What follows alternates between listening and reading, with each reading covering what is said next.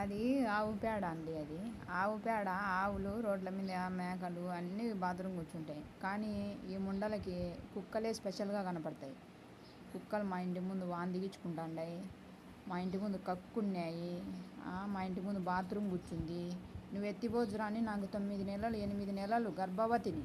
ఒకడైతే వాడు ఉంటాడో పోతాడో ఇట్లే కూర్చుకొని వాడు మధ్యనే సావాలని భగవంతుని కోరుకుంటాను. వాడు సత్య గంగమ్మకి ఆటను పెడతానని మొక్కుని.